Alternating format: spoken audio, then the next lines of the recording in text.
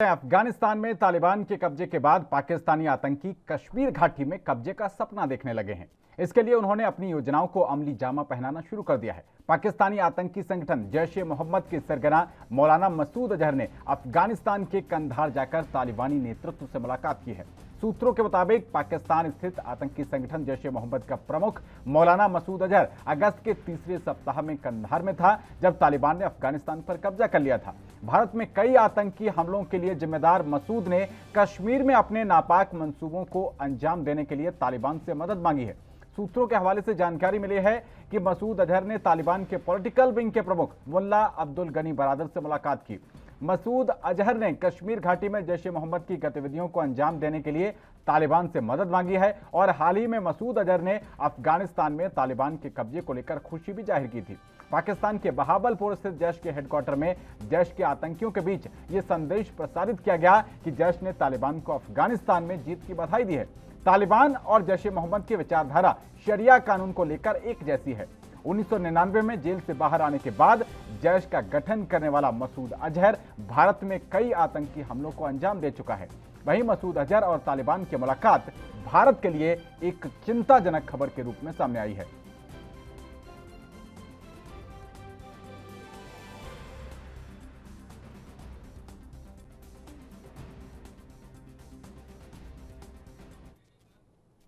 तो इसी खबर पर ज्यादा जानकारी के साथ हमारी सहयोगी काव्या नौटियाल न्यूज रूम से लाइव जुड़ गई हैं। काव्या, जिस तरीके से मसूद अजहर का एक नया एपिसोड अब सामने आया है, तालिबान जिस तरीके से कत्लेआम कर रहा है अफगानिस्तान में, उसको लेकर अब मसूद अजहर का जो उनके अंदर की जो इच्छाएं हैं वो हिलोरे मारने लगी हैं कि वो कश्मीर में तालिबान के माध्यम से कुछ बड़ा कर सकते हैं। काव्या, इस चीज़ को समझे कि दावे और वादे तालिबान ने जो करे थे कि हम बदल के आए हैं, जो 20 साल पहले का तालिबान था उस तस्वीर के साथ तालिबान दोबारा नहीं आया। लेकिन मसूद अजहर की जो मुलाकात है उसने बिल्कुल क्लियर कर दिया कि तब भी विचार वही थे और आज भी विचार वही हैं। तब भी आतंकवाद ही हथियार था और आज भी आतंकवादी हथियार है, क्योंकि अगर पैरामीटर चेंज कर दिए होते, विचार बदल चुके होते, तो मसूद अजहर का ये प्रस्ताव कि हम कश्मीर पर आपकी मदद चाहते हैं, हम आतंक वहाँ बचाना चाहते हैं, उसके लिए आपकी मदद चाहिए, तो इस मुलाकात को सक्षम नहीं होने दिया जाता। क्योंकि उस समय केवल एक मुद्दा तालिबान के पास होता कि हमें केवल अफगानिस्तान का विकास चाहिए और यहाँ पर इन्वेस्टमेंट चाहिए।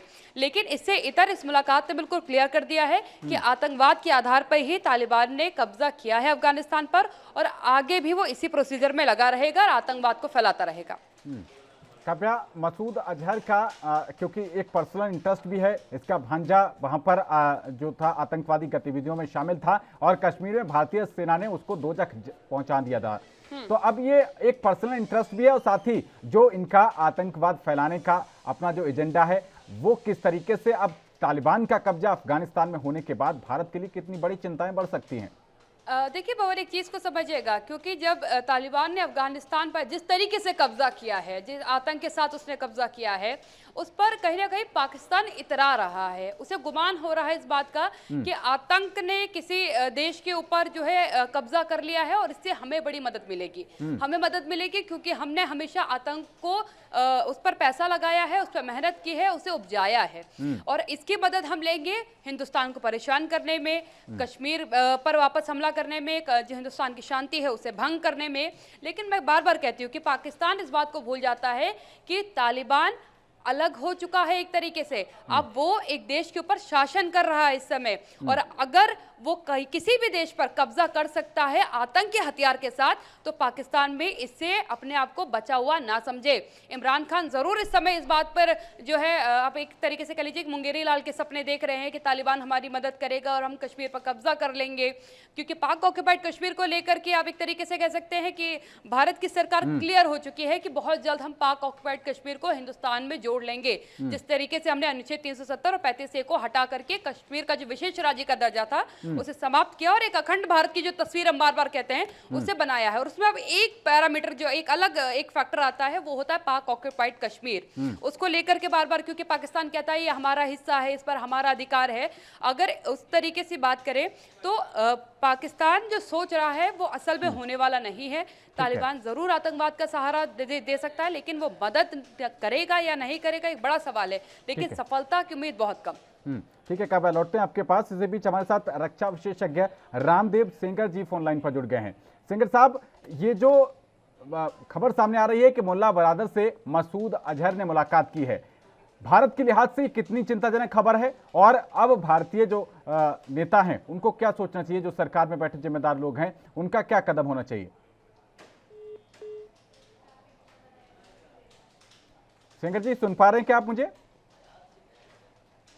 तो तकनीकी खामी के चलते सिंगर जी से संपर्क टूट गया। हम दोबारा उनसे संपर्क करने का प्रयास करेंगे। लेकिन काव्या, ये एक नीति निर्माताओं के लिए एक बड़ी चुनौती, एक नई चुनौती के रूप में अब सामने जरूर आया है। जिस तरीके से हालात बदल रहे हैं, क्योंकि शरिया कानून जिसको लेकर तालिबान और जैश-ए मोहम्मद इन दोनों की विचारधारा लगभग एक ही है।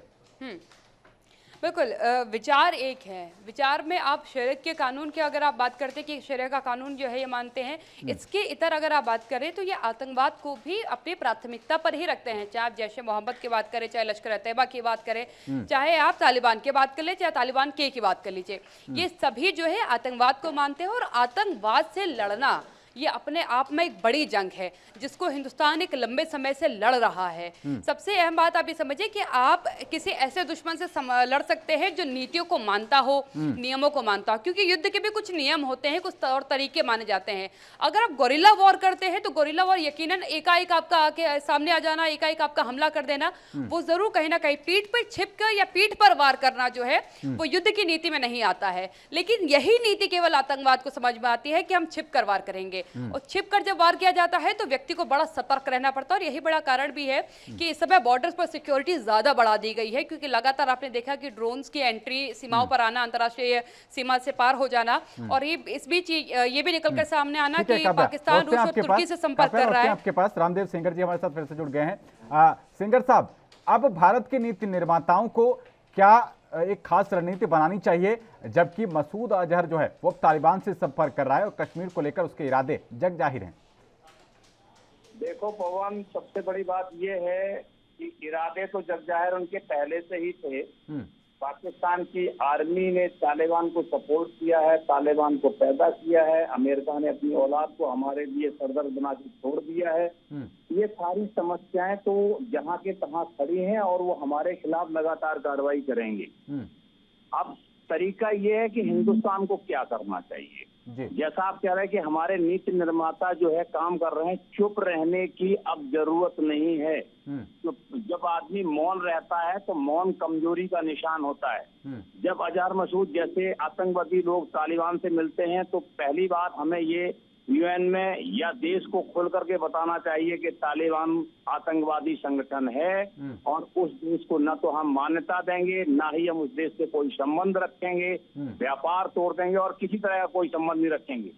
और विश्व के ऊपर इस चीज का दबाव डालना होगा कि तालिबान द्वारा शासित अफगानिस्तान को एक डेमोक्रेटेड अफगानिस्तान का दर्जा नहीं दिया जा सकता है। और इस चीज को हमें अभी सिर्फ कहना ही नहीं होगा, जमीनी हकीकत पर उतारना होगा।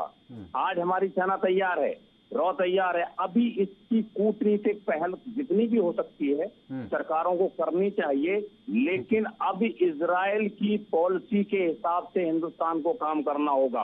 अगर हमारी तरफ कोई आंख उठा के देखता है तो हम कहेंगे, मुंह तोड़ जवाब देंगे, आंख फोड़ देंगे, गलत बात है। हमें आंख फोड़ देनी चाहिए और किसी को बताना नहीं चाहिए।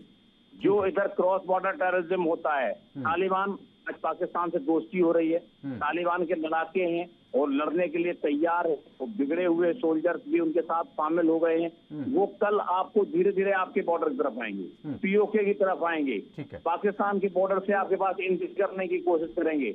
आपको याद हो कि एक स्टेटमेंट भी आया था कि इंशाअल्लाह उन्होंने कश्मीर भी हमें जिता करके हमारी गोदी में रख देंगे। तो उसी संदर्भ में आपसे जानना चाह रहा था रामदेव सेंगर जी, और साथ ही एक नेक्सस बन रहा है, क्योंकि तालिबान पर चीन का किस तरीके का रुख है वो जाहिर हो चुका है, और इसी मसूद अजहर को यूनाइटेड नेशंस में इस चीन ने कई बार वीटो करके ग्लोबल टेररिस्ट घोषित होने से इससे पहले बचाया था उसको।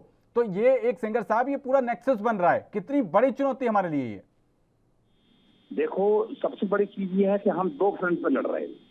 पाकिस्तान हमारा दुश्मन था, चाइना फ्रंट पे आपने देखा पिछले 2 साल से हम लड़ रहे हैं।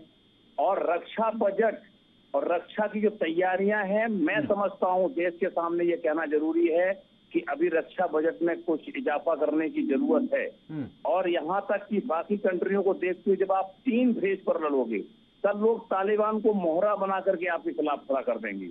और ये इसका एक नमूना है कि जब वो इतने बड़े आतंकवादी जो कि हिंदुस्तान का सबसे बड़ा दुश्मन है उसके साथ अगर तालिबान वार्ता कर रहा है।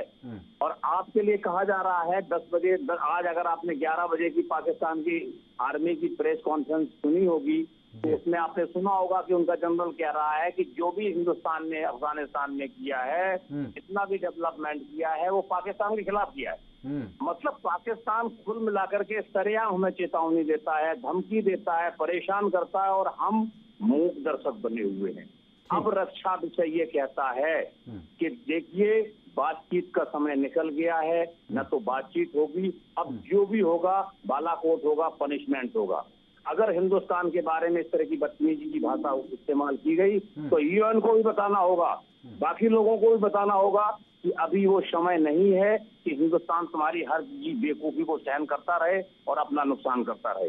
पॉलिसी मेकर्स जो भी हैं, अगर आपके चैनल से सुन रहे हैं या आपके चैनल के माध्यम से उनको बाद में सुनना है, मेरी बात ये ध्यान से सुने कि पॉलिसी को पैरालाइज करके अब नहीं रखा जा सकता। बहुत दिन हो गए, हम हजारों साल से हम जो है डिफेंस ओरिएंटेड बने थे कि जो हमारे ऊपर कोई देखेगा तब हम उससे बात करेंगे, हम किसी के ऊपर हमला नहीं करेंगे।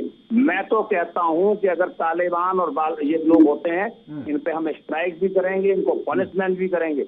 अगर पवन एक बार आपने उनको मौका दे दिया, वो आपके अंदर घुस करके उन्होंने कुछ कर दिया, फिर आप कुछ नहीं कर सकते। लिहाजा मेरा ये मानना है कि उनको जैसे ही मौका लगे, अगर आपके खिलाफ कहीं भी सूचना मिले टारगेट करने के लिए, तो उनके ऊपर एयर स्ट्राइक करके उनको दबाना होगा, खत्म करना होगा, मारना होगा। ठीक, चलिए, बहुत शुक्रिया रामदेव सेंगर और काव्या नौटियाल आप दोनों का इस अहम जानकारी के लिए।